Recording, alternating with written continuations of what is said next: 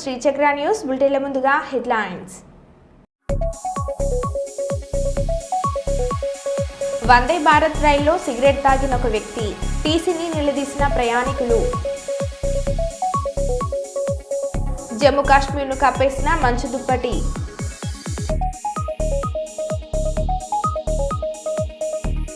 తెలంగాణలో త్వరలో ఉప ఎన్నికలు.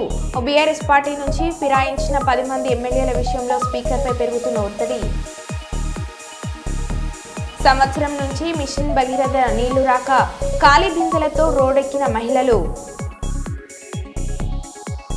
చిల్కూరు బాలాజీ ఆలయ ప్రధాన అర్చకుడు రంగరాజన్ సౌందర్యను పరామర్శించిన కేటీఆర్.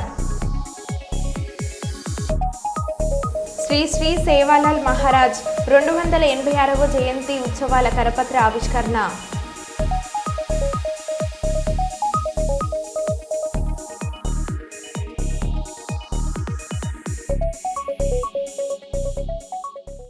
ఇక వివరాల్లోకి వెళ్తే, కిరణ్ రాయల్పై ఆరోపణలు చేసిన లక్ష్మీరెడ్డిని చీటింగ్ కేసులో అదుపులోకి తీసుకున్న పోలీసులు వైద్య పరీక్షల అనంతరం ఆమెను తిరుపతి కోర్టులో హాజరుపరిచారు. ఆమెపై ట్రాన్సిస్టు అరెస్టు వారెంట్ ఉండటంతో జైపూర్ పోలీసులకు అప్పగించాలని జడ్జి ఆదేశాలు జారీ చేశారు. అయితే లక్ష్మి ప్రాణహాని ఉందని తెలపడంతో భక్తులు సభ్యులు తోడుగా తీసుకువెళ్లేందుకు కోర్టు అనుమతి ఇచ్చింది. ఈ క్రమంలో పోలీసులు లక్ష్మిని చెన్నై మీదుగా జైపూర్కు తీసుకెళ్లనున్నారు.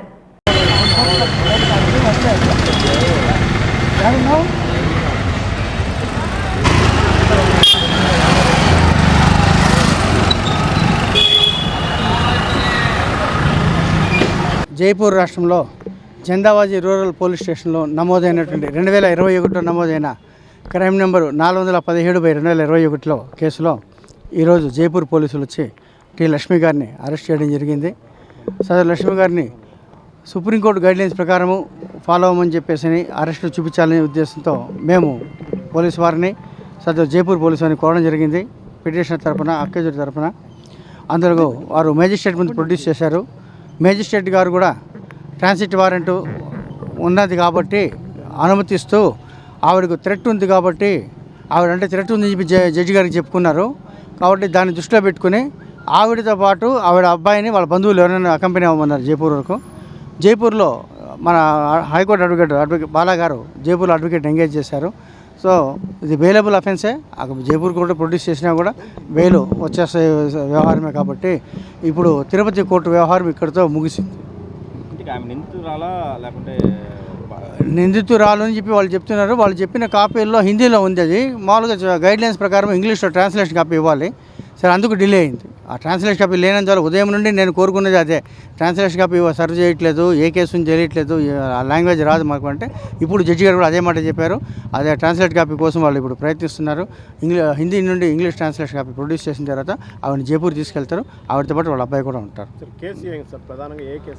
వాళ్ళు చెప్పడం అంటే ఈవిడ దగ్గర నుండి 2 లక్షల రూపాయలు వేరే అకౌంట్కు ట్రాన్స్ఫర్ అయింది. వేరే వాళ్ళ దగ్గరికి, మన తిరుపతి వాళ్ళు తెలిసిన వాళ్ళ దగ్గర ట్రాన్స్ఫర్ అయింది. వాళ్ళు ఏదో బిట్ కాయిన్ కొన్నామని చెప్పేసి అంటున్నారు. కానీ సదరు పోలీస్ ఆఫీసర్ సరిగ్గా చెప్పట్లేదు. అవి హిందీలో ఉంది. ఎఫ్ఐఆర్ కాపీ ఇంకా ఇప్పటిదాకా ఇవ్వలేదు. ఎఫ్ఐఆర్ కాపీ ఇస్తున్నారు. ఓవరాల్గా అయితే ఏదో చీటింగ్ కేసు 420 కేసు నమోదైంది. అమౌంట్ ట్రాన్సాక్షన్ చెప్పేసి బిట్ కాయిన్ కోసం. ఈవిడ అకౌంట్ నుండి 2 లక్షలు ఈవిడ బాధితురాలు. అందులో ఈ కేసులో యాక్చువల్ చెప్పండి ఈవిడ బాధితురాలు. ఈవిడ అకౌంట్ నుండి ఇల్లీగల్గా 2 లక్షలు ట్రాన్స్ఫర్ చేసుకున్నారు వాళ్ళు. కాకపోతే అప్పుడు ఎందుకు ఏమి విషయాలు పూర్వపరాలు తెలియవు. అది జైపూర్ కోర్టు తెలియ వ్యవహారము. ఈవిడైతే నిర్దోషిగా బయటకు వస్తున్న నమ్మకం నాకైతే ఉంది. ఫోన్లో తెలంగాణ సీఎం రేవంత్ రెడ్డితో మాట్లాడిన చిల్కూరి ప్రధాన అర్చకుడు రంగరాజన్.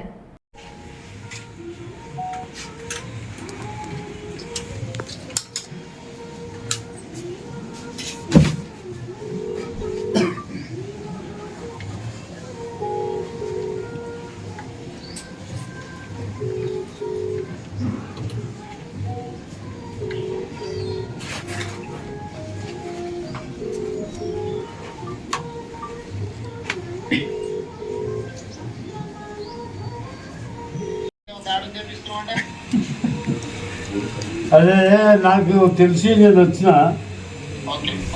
ఒక్కసారి అయ్యగారితో మాట్లాడు. నమస్తే సార్. నమస్తే సార్.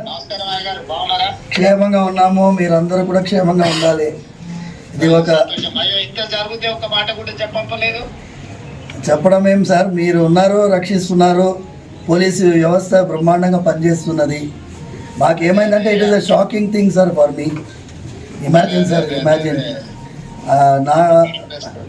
నా స్వయం సెన్సెస్కి రావడానికే చాలాసేపు పట్టింది sir. And then I have to recover and then we took that initiative. తర్వాత పోలీస్ అయితే ఎక్సలెంట్గా they have taken it up. And ఇది ఒక నెట్వర్క్ని police department sir. You need not worry sir, I will take stringent action. Thank you sir. ఏదైనా ఉంటే కూడా immediate గా మా ఎమ్మెల్యే గారికి చెప్పంపినా చేసిన సార్, నేను ఇమ్మీడియట్ గా చెప్తాను. కమిషనర్ గారికి కూడా నేను ఇన్స్ట్రక్షన్ ఇస్తాను. Thank you sir. ఈ విల్ లుక్ ఆఫ్టర్ ఏం సమస్య ఉన్నా ఏదైనా ఉన్నా చేస్తారు. ఏం ఇది ప్రెజర్ తీసుకోవాల్సిన అవసరం లేదు. స్వామివారి యొక్క ఆశీర్వాదంతోనే మీరు ఆ రోజు పాదయాత్ర వెళ్తూ ఉండగా ఆశీర్వాదం పొందారు. అవును సార్, అవును సార్, అవును సార్, గుర్తుంది. అవును సార్. వస్తాను నేను ఒకసారి వీలు చూసుకొని మందిరానికి కూడా వస్తాను. రండి సార్, రండి. స్వామివారి జాగ్రత్తగా ఉండండి. ఏదైనా విషయం ఉంటే ప్రభుత్వం మీకు పూర్తిగా సహకారంగా ఉంటుంది. Thank you sir. నమస్తే సార్. నమస్తే సార్. ఓకే ఓకే, నమస్తే నమస్తే, రైట్. తెలంగాణలో త్వరలో ఉప ఎన్నికలు. బీఆర్ఎస్ పార్టీ నుంచి ఫిరాయించిన 10 మంది ఎమ్మెల్యేల విషయంలో స్పీకర్పై పెరుగుతున్న ఒత్తిడి.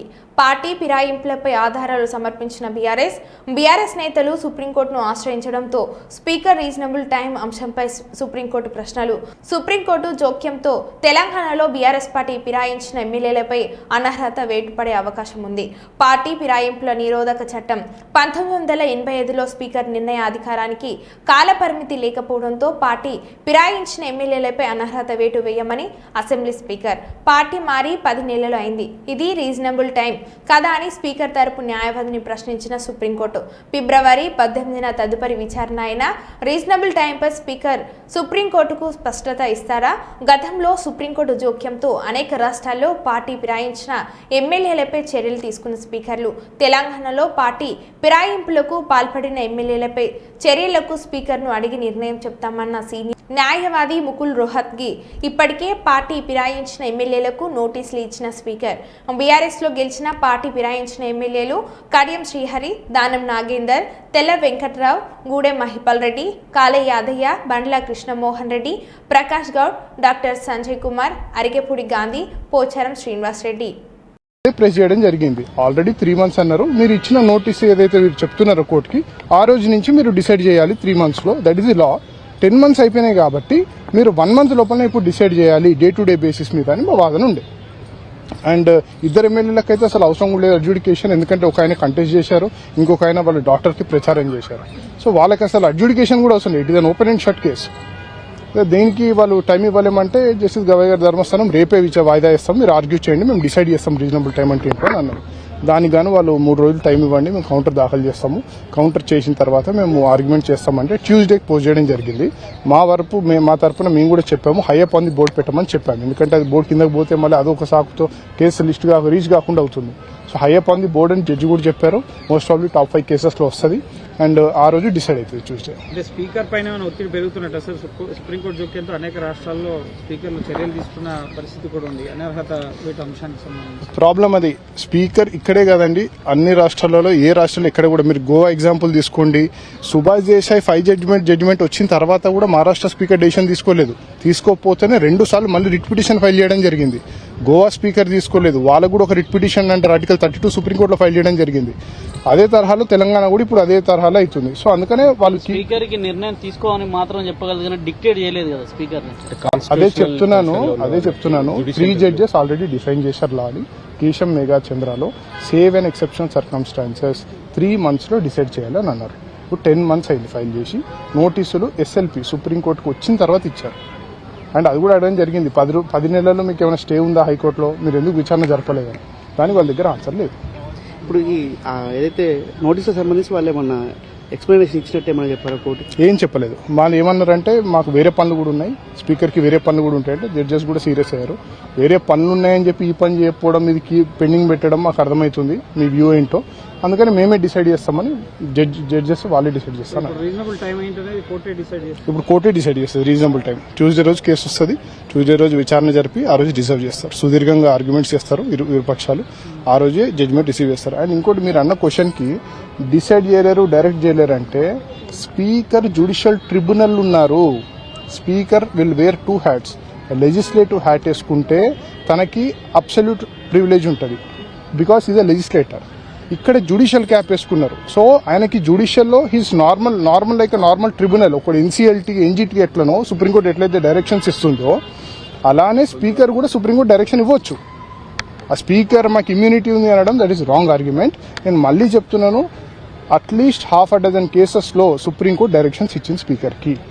జయంత్ పాటిల్, సునీల్ ప్రభు, గోవా, కేశం మేఘాచంద్ర, రాజేంద్ర సింగ్ రాణా జడ్జిమెంట్ ఉంది. దాంట్లో సుప్రీంకోర్టు స్పీకర్కి గడువు ఇచ్చినాక స్పీకర్ డిసైడ్ చేయకపోతే సుమోటోగా సుప్రీంకోర్టే డిసైడ్ చేసి వాళ్ళందరినీ డిస్క్వాలిఫై చేసింది ఎమ్మెల్యేలను, 13 మంది ఎమ్మెల్యేలను, బీఎస్పీ వాళ్ళని. సో అది పాయింట్లెస్. అది స్పీకర్ డిసైడ్ డైరెక్షన్ ఇవ్వలేదని హైకోర్టు చెప్పడం దట్ ఇస్ పాయింట్లెస్. ఖచ్చితంగా తెలంగాణలో ఉప ఎన్నికలు వస్తాయంటారు? 100% వస్తాయి. ఎప్పటి వరకు? అది నేను చెప్పలేను. స్పీకర్ గారు ఎంత తొందరగా డిసైడ్ చేస్తే అంత తొందరగా వస్తాయి. Thank you. చిలుకూరు బాలాజీ ఆలయ ప్రధాన అర్చకుడు రంగరాజన్ ఆలయంలో సేవలు అందిస్తున్నారు. రాష్ట్రంలో శాంతి భద్రతలు అధోగతి పాలైంది. ఇది అత్యంత దుర్మార్గమైన నీచమైన కార్యక్రమం. ఇది ఎవరు చేసినా, ఏ పేరిట చేసినా, ఏ అజెండాతో చేసినా ఉపేక్షించకూడదు. దైవ సేవలో నిమగ్నమయ్యే రంగరాజన్ సౌందర్య రాజ్యం కుటుంబం పరిస్థితి ఏ విధంగా ఉందంటే రాష్ట్రంలో శాంతి భద్రతలు ఏ విధంగా ఉన్నాయో అర్థం చేసుకోవచ్చు. ఈ దాడికి పాల్పడ్డవారు ఏ ముసుగులో ఉన్నా ఈ జెండా పట్టుకున్న వారిని కఠినంగా శిక్షించాలి. ఈ దాడి చేసిన వారిని చట్టపరంగా శిక్షించాలి. భవిష్యత్తులో ఇలాంటి సంఘటనలు జరగకుండా చర్యలు తీసుకోవాలని కేటీఆర్ అన్నారు. ఈరోజు రాష్ట్రంలో అధోగతి పాలైన శాంతి భద్రతల సాక్షిగా వారి మీద దాడికి దిగడం ఏదైతే ఉందో నిజంగా కూడా అత్యంత దుర్మార్గమైన, అత్యంత నీచమైన కార్యక్రమం. ఇది ఎవరు చేసినా, ఏ పేరిట చేసినా, ఏ ఎజెండాతో చేసినా శాంతి భద్రతల విషయంలో మాత్రం ఉక్కుపాదంతో వ్యవహరించాల్సిన బాధ్యత రాష్ట్ర ప్రభుత్వం మీదనే ఉంటుంది. ఇవాళ భగవంతుడి సేవలో నిమగ్నమయ్యే పెద్దలు రంగరాజన్ గారు, సౌందర్య రాజన్ గారి కుటుంబం పరిస్థితి ఈ విధంగా ఉంది అంటే మరి రాష్ట్రంలో శాంతి భద్రతలు ఎంత అధ్వానంగా ఉన్నాయో దీన్ని బట్టి చెప్పుకోవచ్చు. ఖచ్చితంగా ఈ దాడికి పాల్పడ్డ వాళ్ళు ఏ ముసుగులో ఉన్నా, ఏ జెండా పట్టుకున్నా వారిని కఠినంగా చట్టపరంగా శిక్షించాలని చెప్పి రాష్ట్ర ప్రభుత్వాన్ని డిమాండ్ చేస్తూ భవిష్యత్తులో కూడా ఇలాంటి సంఘటనలు పునరావృతం కాకుండా కఠినంగా చర్యలు తీసుకోవాలి. కఠినంగా సమీక్షించి పూర్తి స్థాయి భద్రత కూడా అవసరమైతే వారికి ఏర్పాటు చేయాలి. ఎందుకంటే చిలుకూరు బాలాజీ ఆలయం ఇవాళ లక్షలాది మంది అభిమానులు వారికి ప్రపంచవ్యాప్తంగా ఉన్నారు. అట్లాంటి చిలుకూరు బాలాజీ ఆలయానికి మరి గొప్పగా సేవ. నంద్యాల జిల్లా బనగనపల్లిలో పట్టణంలో సిపిఐ ఆధ్వర్యంలో తహసీల్దార్ కార్యాలయం దగ్గర అర్జీలు సమర్పించిన కార్యక్రమంలో సిపిఐ జిల్లా కార్యదర్శి ఎన్ రంగనాయుడు, జిల్లా కార్యవర్గ సభ్యులు పి సుంకయ్య, మండల కార్యదర్శి ఏ సుబ్బారెడ్డి, ఎన్కే రామ్మోహన్, చేతి వృత్తిదారుల సమైక్య నాయకులు శివనాగయ్య, రైతు సంఘం నాయకులు, ఇమాంలు పాల్గొన్నారు. ఈ రాష్ట్ర వ్యాప్తంగా ఒక విచిత్రమైన పరిస్థితి. గత ప్రభుత్వంలో, జగన్మోహన్ రెడ్డి ప్రభుత్వంలో ఏ ఒక్కరికి పట్టణంలో ఇవ్వలేదు. ఇక్కడ చాలామంది ఇళ్ల స్థలాలు కావాలని అర్జీలు పెట్టుకున్నా ఆ అర్జీలు స్వీకరించలేదు. గత 5 ఏళ్ళు పోయాయి.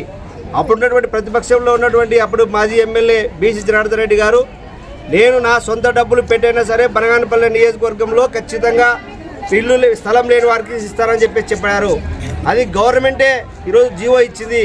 కాబట్టి ఆ జీవోని రాష్ట్రంలో ముందుగా బనగానపల్లి నుంచి ప్రారంభించి జనార్దన్ రెడ్డి గారు ఆదర్శంగా ఈ రాష్ట్రంలో కావాలని చెప్పేసి సిపిఐగా కోరుతా ఉన్నాం. ఈరోజు ఆ పని చేస్తే ప్రజలు హర్షిస్తారు. ఈరోజు చాలామంది నిరుపేదలు అద్దె ఇళ్ళల్లో ఉండి అదేవిధంగా చాలా ఇబ్బందులు పడుతూ ఉన్నారు. ఫస్ట్ ఈ సమస్యని ఫస్ట్ ఫేజ్ కింద చేయాలని చెప్పి కోరుతా ఉన్నాం. అందుకు మీకు ముఖ్యమంత్రి చంద్రబాబు నాయుడు క్యాబినెట్ కూడా రాష్ట్ర వ్యాప్తంగా ఆ విధంగా ఇచ్చింది. రాష్ట్రంలో 26 జిల్లాల్లో కూడా ఈ కార్యక్రమాన్ని స్వీకరించాం. ఈరోజు బనగానపల్లి పట్టణంలో చాలామంది నిరుపేదలు చాలామంది ఇల్లు లేక, స్థలాలు లేక అద్దె ఇళ్ళల్లో ఉంటూ ఉన్నారు. అదేవిధంగా ఈరోజు గతంలో అధికారంలో ఉన్నటువంటి వాళ్ళందరూ కూడా ప్రభుత్వ భూముల్ని విచ్చలవిడిగా భూ కబ్జాలు చేసి ఎకరాలు ఆక్రమించుకున్నారు. వాళ్ళ భూములన్నీ కూడా ప్రభుత్వం ఆధీనం చేసుకొని అది నివాసాలకు యోగ్యమైనటువంటి స్థలాలు చూపించాలి. ఎక్కడ ఊర్లకి దూరంగానో, అక్కడ కాకుండా పట్టణ ప్రాంతాలకి సుదూరంగా దగ్గరగా ఉండే విధంగా చేయాలని చెప్పేసి కోరుతా ఉన్నాం. ఈరోజు ఇక్కడ మేము అర్జీలు స్వీకరిస్తూ ఉంటే మా పార్టీ కార్యకర్తల్ని బెదిరింపులకు గురి చేయడం జరిగింది. మేము ప్రభుత్వానికి వ్యతిరేకంగా కాదు, ప్రభుత్వం ఇచ్చినటువంటి ముఖ్యమంత్రి గారు ఇచ్చినటువంటి హామీని అమలు చేయమని అర్జీలు స్వీకరిస్తాం. స్వచ్ఛందంగా వాళ్ళ ఇళ్ళ దగ్గర పోయి ఎవరైతే నిరుపేదలు ఉన్నారో ఆ నిరుపేదలకు అర్జీలు పెట్టిస్తూ ఉన్నాం. ఈ బనగానపల్లి పట్టణంలో దాదాపు 600 నుంచి 700 మంది సమీకరించి సచివాలయాల్లో తహసీల్దార్ కార్యాలయం కూడా ఇవ్వడం జరిగింది. కాబట్టి మేము కూడా మీ అభివృద్ధికి సహకరిస్తాం. అభివృద్ధి అంటే ఖచ్చితంగా కూడు గూడు గుడ్డ ఈరోజు మీ ప్రభుత్వం చెప్పినటువంటిదే. కాబట్టి దాన్ని వెంటనే అమలు చేయాలని చెప్పేసి ఈరోజు కోరుతా ఉన్నాం. Mandamarri Pulimadugu Indian oil petrol bunk సమీపంలో లారీని ఢీకొట్టిన లారీ. నేషనల్ హైవే వాళ్ళు లారీ బంకర్తో నేషనల్ హైవే మధ్యలో ఉన్న చెట్లకు నీళ్లు పోస్తున్న క్రమంలో వెనకాల నుంచి లారీ వచ్చి ఢీకొనడంతో నీళ్లు పోస్తున్న లారీ పక్క వైపు రహదారి వైపు ఎగిరిపడింది. ఢీకొట్టిన వాహనదారుడు క్యాబిన్లో కొనప్రాణంతో చనిపోయాడు. నీళ్లు పోస్తున్న వాహనదారుడు గాయాల పాలు అయ్యాడు. మద్రాసు తిరుపతి ఢీకొట్టిన వ్యక్తి మృతుడు కనకయ్య, వయసు 40 సంవత్సరాలు, ఊరు కన్నాల బసంత్ నగర్ నివాసులు.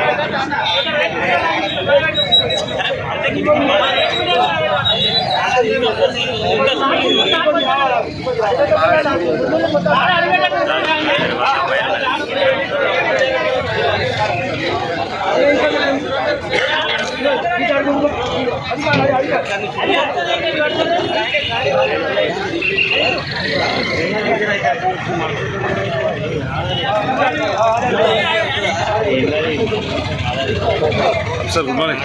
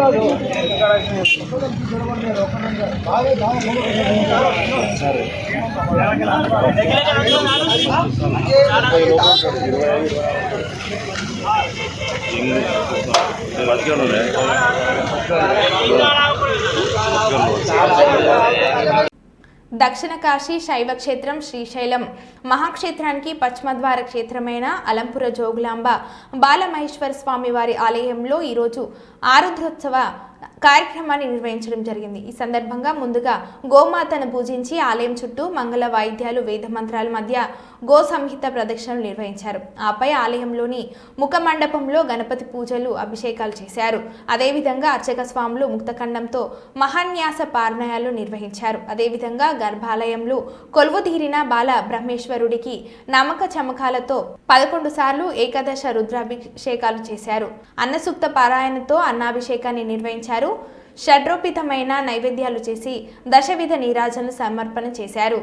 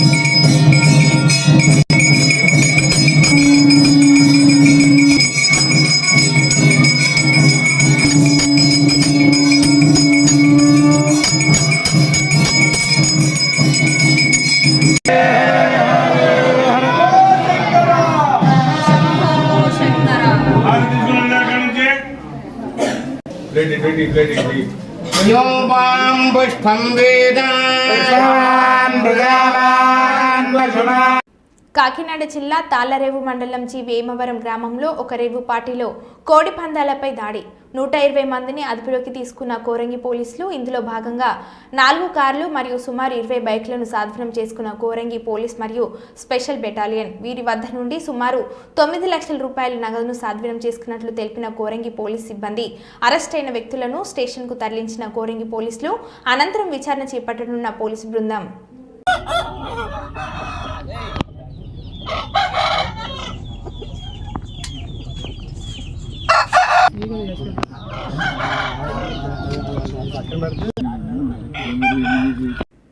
రాహుల్ గాంధీ వరంగల్ జిల్లా పర్యటన నేపథ్యంలో బీఆర్ఎస్ పార్టీ రాష్ట్ర సీనియర్ నాయకులు మరియు నర్సంపేట మాజీ శాసనసభ్యులు పెద్ది సుదర్శన్ రెడ్డి తెలంగాణ భవన్ నుండి రాహుల్ గాంధీకి సూటి ప్రశ్నలు.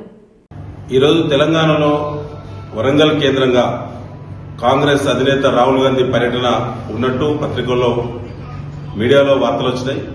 పోలీసు బందోబస్తు అన్ని కూడా ఏర్పాట్లు చేసిన తర్వాత చివరి నిమిషంలో రద్దు ప్రకటన చేసింది కాంగ్రెస్ పార్టీ. తెలంగాణలో రాహుల్ గాంధీ అడుగుపెట్టే ధైర్యం లేదు. అందులో వరంగల్లో ఎక్కడైతే తమ హెలికాప్టర్ మరి ల్యాండ్ అయ్యేటువంటి ప్లేస్ ఉందో ఆర్ట్స్ కాలేజ్ గ్రౌండ్ హన్మకొండలో అదే గ్రౌండ్ వేదిక చేసుకుని గత అసెంబ్లీ ఎన్నికల ముందట ఇదే రేవంత్ రెడ్డి గారు పిసిసి ప్రెసిడెంట్ గా ఉన్నప్పుడు తన అధ్యక్షత జరిగినటువంటి మీటింగ్ లో ఈ కాంగ్రెస్ అధినేతలు అందరూ కూడా వచ్చి అక్కడ రైతు డిక్లరేషన్ అని చెప్పి తెలంగాణ రైతాంగాన్ని మోసం చేసినటువంటి ప్రాంతం అది పౌరుషాల గడ్డ వరంగల్. కాబట్టి అడుగు పెట్టడానికి ధైర్యం చేయలేదు. అందులో రేవంత్ రెడ్డి ముఖ్యమంత్రిగా కూడా రాహుల్ గాంధీ వస్తే కూడా హాజరు కావద్దని హుకుం జారీ చేసి ఇక్కడ ఈ ప్రభుత్వం యొక్క పనితీరు, రేవంత్ రెడ్డి యొక్క వైఫల్యాలు, పథకాలలో ఉన్న అవకతవకలు, అన్ని రకాల అనుమానాలు, విశ్వాసం కోల్పోయినటువంటి కాంగ్రెస్ స్థితిని క్షేత్రస్థాయిలో ఓరుగల్లు వేదికగా అంచనా వేయడానికి ఒక రహస్య సమావేశం పెట్టుకుని ఈ తతంగం అంతా నడిపింది రాహుల్ గాంధీ బృందం. కానీ చివరగా అది రక్షణ ఉండదని చెప్పి బీఆర్ఎస్ శ్రేణుల నుంచి ముఖ్యంగా రైతులు ఈ మధ్య వరంగల్ జిల్లాలో అన్ని ప్రాంతాల్లో కూడా ఊరు వాడ రైతాంగ సమస్యల మీద కాంగ్రెస్ ప్రభుత్వాన్ని నిలదీస్తున్నారు. కాబట్టి ఆ ఫీడ్బ్యాక్ తీసుకుని రాహుల్ గాంధీ బృందం కాంగ్రెస్ పార్టీ ఈ పర్యటన రద్దు చేసింది. ధైర్యం లేదు. ఆనాడు అన్ని రైతాంగానికి పండుగ చేస్తామని చెప్పి నమ్మబలికినటువంటి రైతు భరోసా మోసమైంది, 12,000 వ్యవసాయ కూలీ మోసమైంది. ఆ తర్వాత బోనస్ అనే పేరు మీద బోగస్ మాటలు ఇచ్చారు. 2 నెలలైనా ధాన్యం ఎత్తి ఇప్పటి వరకు రైతుల ఖాతాలో బోనస్ డబ్బులు కూడా పడటం లేదు. రుణమాఫీ పూర్తి వైఫల్యమైంది. రుణమాఫీ దాదాపుగా 60% పైబడి రైతులు ఇంకా కూడా రుణమాఫీ కోసం ఎదురు చూస్తా ఉన్నారు. రాహుల్ గాంధీ పర్యటనను మీడియాలో చూసినటువంటి రైతులు తిరుగుబాటు చేస్తారనేటువంటి ఒక భయంతోటే ఇలా రాహుల్ గాంధీ పర్యటన రద్దయింది. ఇది ముమ్మాటికి రేవంత్ రెడ్డి ప్రభుత్వం యొక్క లోటుపాట్లను, లొసుగులను, పబ్లిక్ నుంచి వచ్చే ఫీడ్బ్యాక్ ను, పథకాలు ఉన్నటువంటి లొసుగులను, వాళ్ళ మంత్రుల యొక్క, ముఖ్యమంత్రి యొక్క అవినీతిని అంచనా వేయడం కోసమే అంతర్గత సమీక్ష పెట్టారని చెప్పి ఇలా భావించడం జరుగుతా ఉన్నది. మరో బులెటిన్లో మళ్ళీ కలుద్దాం. Stay tune.